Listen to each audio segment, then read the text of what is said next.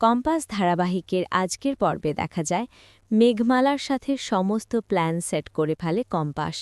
কি করতে হবে, কাদের কি নিয়ে তার বাবাকে উদ্ধার করতে হবে, সবটাই প্ল্যান করে ফেলে। আর আড়াল থেকে যেহেতু সবকিছু বিহান শুনে ফেলে, তাই বিহানও সিদ্ধান্ত নিয়ে নেয় সে ওই জায়গায় যাবে কম্পাস কি করছে দেখার জন্য।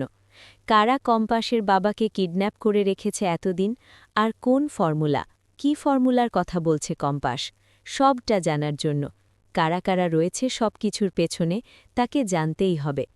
কম্পাস অনেক লুকোচুরি করেছে, আর নয়, আর কোনো লুকোচুরি হবে না, এবার যা হবে সামনাসামনি হবে।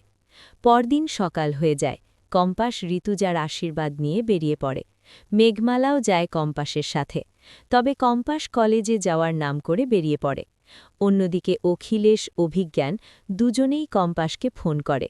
কম্পাস অখিলেশের অভিজ্ঞানকে কলেজের বাইরে একটা জায়গায় আসার কথা বলে, আর সেই জায়গায় কম্পাসের লোকজনগুলো আগে থেকেই সেট করে রাখে মেঘমালা। অপরদিকে কম্পাসকে প্রতিনিয়ত ফলো করতে থাকে ওই বিহান। বিহান কম্পাসের বলা কথাগুলো শুনে যখনই কম্পাস কলেজ থেকে বেরোয় তখনই পিছু নিয়ে বিহানও বেরিয়ে যায়। কম্পাস ফর্মুলাটা নিয়ে অখিলেশ অভিজ্ঞানের সামনে দাঁড়ায় এবং বলে, আমার বাবাকে দিন, আমার বাবাকে দিলে তবে এই কাগজটা পাবেন।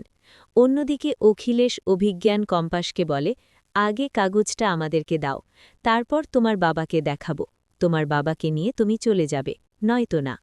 কম্পাস অখিলেশ অভিজ্ঞানকে বলে, আমি আপনাদের কারো কথা বিশ্বাস করি না, আমি জানি এই ফর্মুলা পেয়ে গেলে আপনি আমার বাবাকে ছাড়বেন না।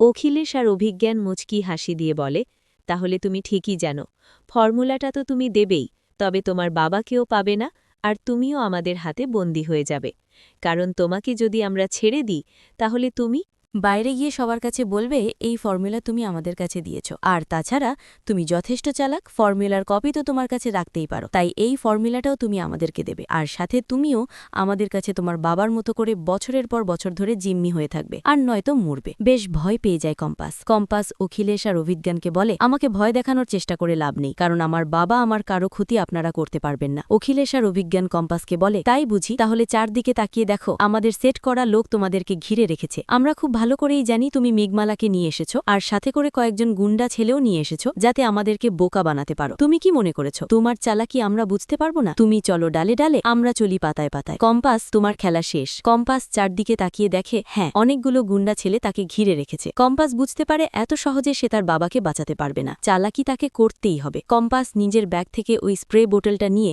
চারদিকে ধোঁয়া ধোঁয়া করে দেয়, কিন্তু তবুও কম্পাস রেহাই পায় না। কম্পাসকে জিম্মি করে ফেলে ওই অখিলেশ আর অভিজ্ঞান। ঠিক তখনই সেখানে রুদ্রমূর্তিতে হাজির হয় বিহান, এবং বিহান অখিলেশ, অভিজ্ঞান আর ওই গুন্ডাগুলোর সাথে ফাইট করে কম্পাসকে বাঁচায়, সাথে কম্পাসের বাবাকেও বাঁচায়, এবং অখিলেশ আর অভিজ্ঞানকে পুলিশে দেওয়ার জন্য পুলিশকে ফোন করে বিহান। পুলিশ সেখানে এসে হানা দেয়, এবং একটা সময় অখিলেশ আর অভিজ্ঞানকে পুলিশ অ্যারেস্ট করে। ধোয়া শেষ হয়ে যাওয়ার পর অখিলেশকে দেখে বিহান চমকে যায়, এবং বিহান অখিলেশকে বলে, ছি বাবা ছি, তার মানে তুমি সবকিছুর পেছনে তুমিই রয়েছ? ঠিক আছে, তুমি আমার বাবা বলে আমি তোমাকে ছাড় দেব না, তোমার জায়গা হবে এবার জেলে। এই বলেই পুলিশের হাতে বিহান তার বাবাকে তুলে দেয়, এবং পুলিশ অখিলেশ আর অভিজ্ঞানকে থানায় টানতে টানতে নিয়ে যায় এবং জেলে ভরে। তো বন্ধুরা, তোমরা এটা চাও তো এভাবেই যেন শেষ মুহূর্তে অখিলেশ আর অভিজ্ঞান শাস্তি পায় এবং অখিলেশ আর অভিজ্ঞানের জন্য জেল হয়? কমেন্ট করে জানাতে ভুলো না।